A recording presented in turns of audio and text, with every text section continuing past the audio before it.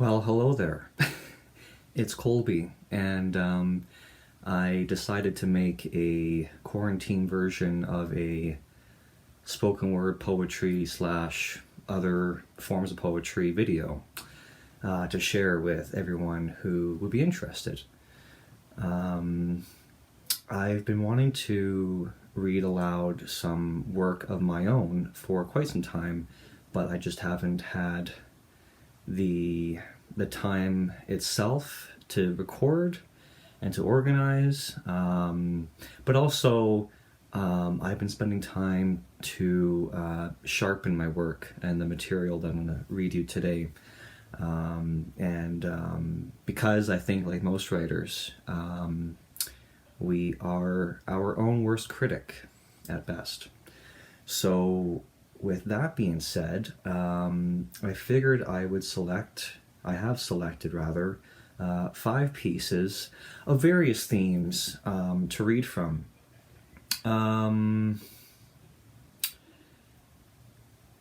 What I should say too, or what I could offer, I haven't read many poets.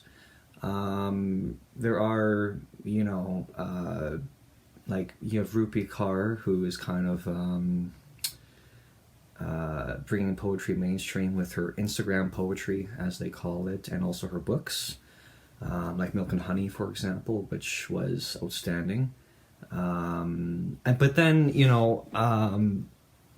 one poet I have read, though, is Charles Bukowski. And he's kind of an interesting oddball character. I believe he lived most of his life, and he's based most of his poems around in the Santa Fe area in California, I believe, in the States.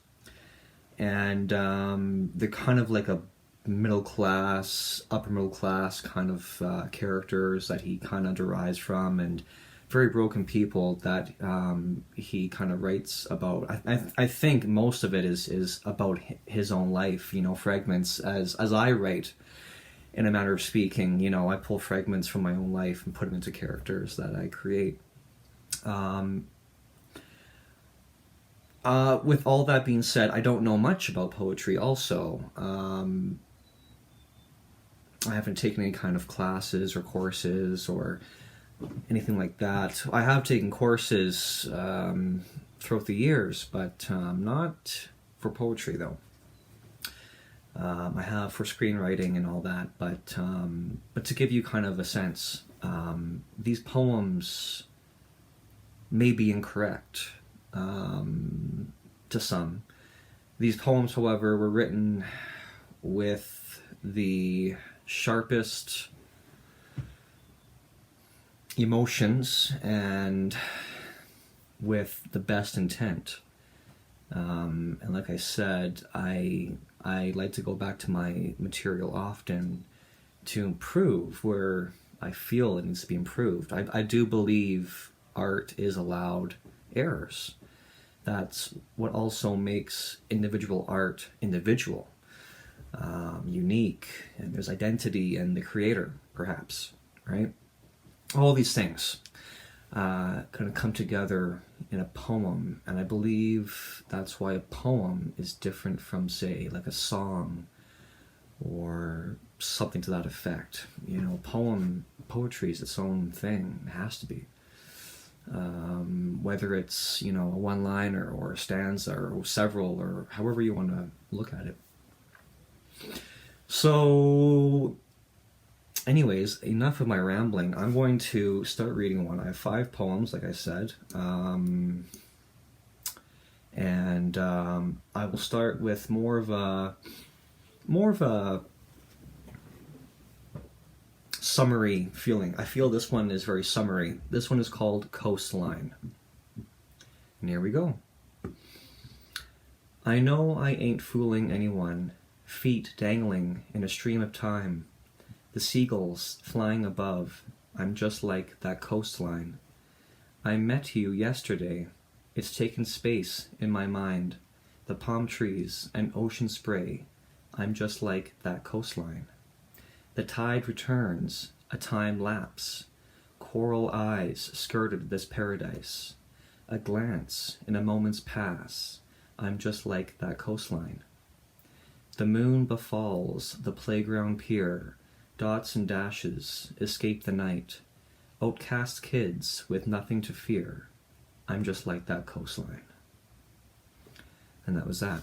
So that poem, how did I get inspired by that? I like to say a few words, by the way, on each poem I read.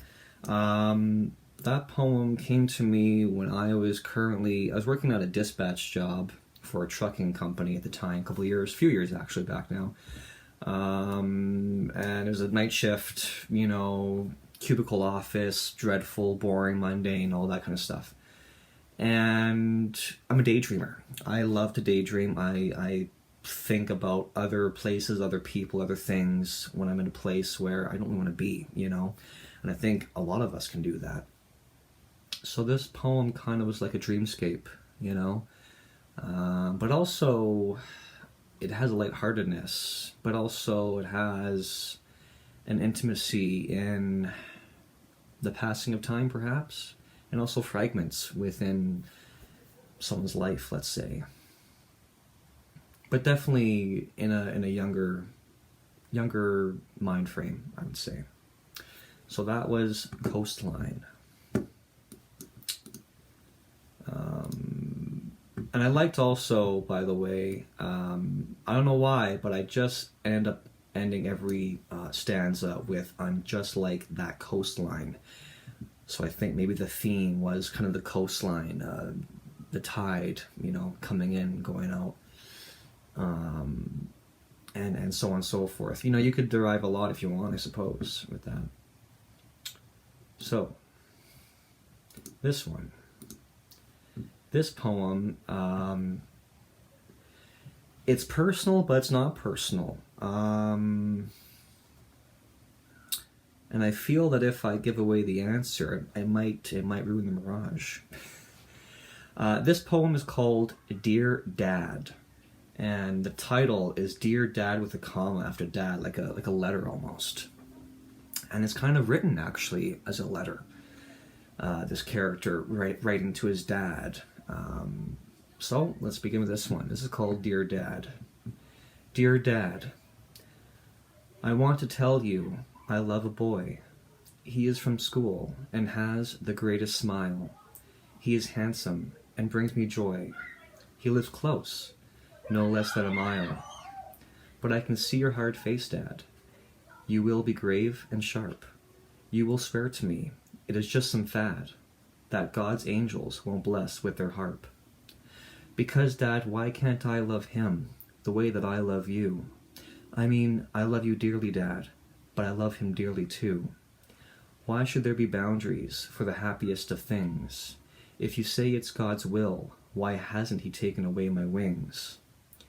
Dad, you're a man of religion. I can respect your righteous choice. You raised me to make decisions. Through perception, I found a voice. The will to feel from one to another.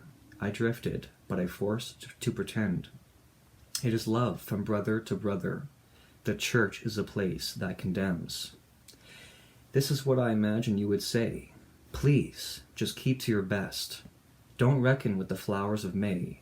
Keep to your duty, it's our family's jest. Maybe I won't tell you at all about the drumming in my heart, for my courage is beginning to fall. I have been fighting every day in the dark. The unseen forces linger in the heart of man, between my head and the sky, a male and female, the supposed plan. If I do not conform, I am projected to die. I hear your sedan arriving home. My struggle stems from the fears before. So many people, so many alone. I'll sigh and shake while I welcome you at the door. And that was Dear Dad. So, what I alluded to earlier, I don't have a dad. I have a mom. And she accepts me for my sexuality, which is awesome. I'm very lucky. I'm fortunate. And, a lot of people within the LGBTQ community suffer a great deal, a lot more than what is even described in this poem. But I wanted to write this anyway, and something about writing it in like a letter format almost. The way he speaks to I guess himself, but again, he wants to tell his dad. He's eager, he's aching. But there's that hesitation, right? So that was Dear Dad.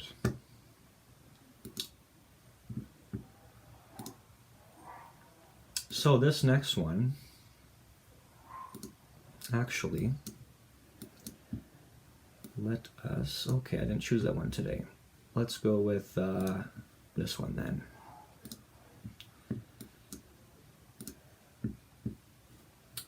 So this next one is called Smoking in the Dark.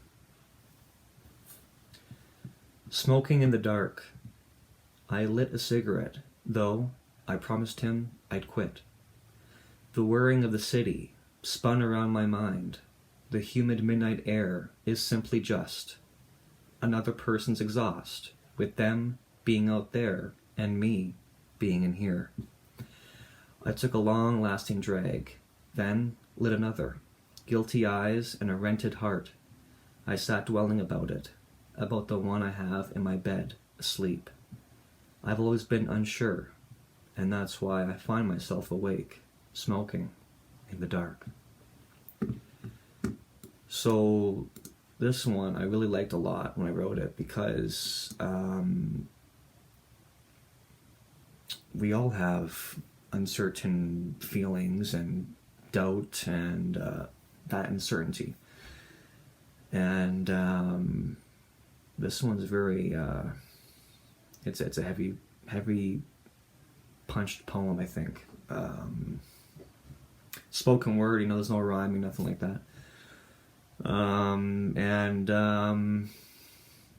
It's a dark poem, and the imagery I had in my mind when I wrote it, it just fueled the words, no problem. And yeah, so smoking in the dark. So this one now has some truth to it. Going back to Dear Dad, this one's called Bastard. Bastard. You play your guitar at the local bar. You hang your head and sing. I watch as a patron from afar. It has been 25 years since the sting. You're a tampered man whose daddy ran away. It's a shaky freight line because you had to pay. And masked sad eyes with glassy lies, other men tried to fill your place. Having my mom and me to salvage our lives, they ended up leaving us in a shattered space. But we would play fight all night. Some taught me how to drive. I was accepted when I came out, and soon adopted as another man's son. I'm older now, with pain behind me. I'm living somewhere new. In my rented heart, I want to say hello, because I still wonder what you would do. And that's Bastard.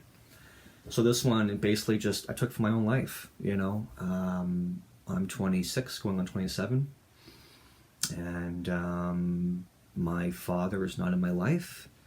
I'm sure a lot of people, maybe yourself, have experienced something like that, where a parent or both parents are not there. But for me, the curiosity always kind of prevails the letting go. And so I had to write about that. And I think I did a good job. So that one stanza where I wrote, in masked sad eyes with glassy lies, other men tried to fill your place. Having my mom and me to salvage our lives, they ended up leaving us in a shattered space. So my own mother, I've seen her go through a series of relationships growing up as a child. And, there were a couple marriages, and there were many boyfriends. And all of which crumbled and failed. And a lot of crying, a lot of domestic uncertainty and things like that, right? So that's how I try to fit 25 years of experience in foreign lines. So yeah, that's that one. Bastard. So I'm gonna end this video. Come up in 15 minutes here. Coming up on 15 minutes, which is perfect. I really wanted to just try and gauge how long it would be, or how long it would take to read 5 poems, and maybe give a brief talk about it afterwards, and a kind of visit. And part of doing this, because I hope to post this on Twitter and my blog and all that, if the format fits, is just to have more of an interaction with everyone. I think a lot of us just kind of text and type and message and this and that, but we don't see our faces, and we don't see an updated version of ourselves through camera. And I think during the pandemic, while we're in quarantine, we can take the liberty and do that. So this next poem is called Fog Along the Field. I didn't know a single word he said. Cascading waterfalls was what I thought. Nothing was held up. He could hold nothing. His filmy eyes were all he had. His thoughtless stare was all he gave. Nothing was held up. He could hold nothing. I pressed my lips on his spotted head. Just a routine kiss.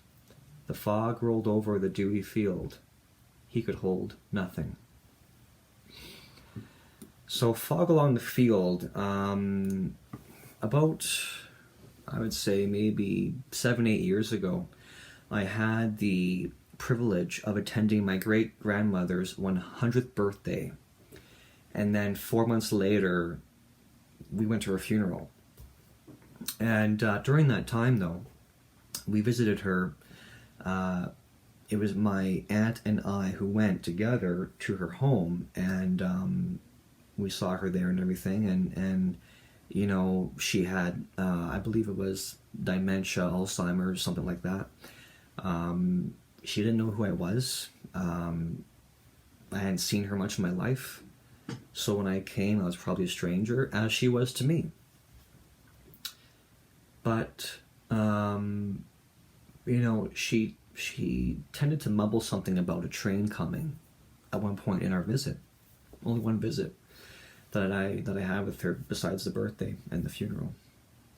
But besides that, though, it was just these filmy eyes she had, looking at us and looking kind of far off, and she had, her skin was spotted and this and that, and she was 100.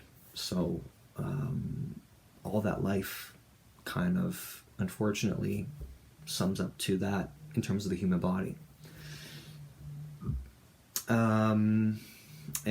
So I wanted to write about that. I wanted to write about something where perhaps an older child of a parent goes to visit them, and the poem is kind of like a routine visit, just a routine kiss. You show up to your grandparent or your mother, your father, someone, maybe a friend that you was a guardian, let's say. That happens too, right? And the future's kind of written in stone, per se, right? And the time you have left is not really, the life isn't there much anymore, despite them being alive still. So it's kind of a sad way to end things, but that's poetry, though, right? That's the emotion that we want to pour onto the page, regardless of who it will affect or if it's right or wrong. That's art. That's us. That's us writers. We have the liberty to say as we please. So yeah, that's 5 poems, I believe, right? Thanks for checking in if you do. I know it's a bit of a long drawl of a video that I made here, but it's my first time. and the sun's still out. It's a Saturday. Oh my gosh, it's great. So maybe some of you will do this. I have been talking to a friend of mine that I met on Twitter, and we are looking at maybe doing some kind of like group effort in the future here. So I'm really excited for that. Really excited. And yeah, we'll do some more poetry readings. I'm planning to do a couple, even just on my own, every a couple weeks or whatever, depending. And doing this has kind of inspired me to write some new material too. So, anyways, thanks for watching, guys, and peace and love, and be well and stay safe, and all the best to you guys. All right, take care.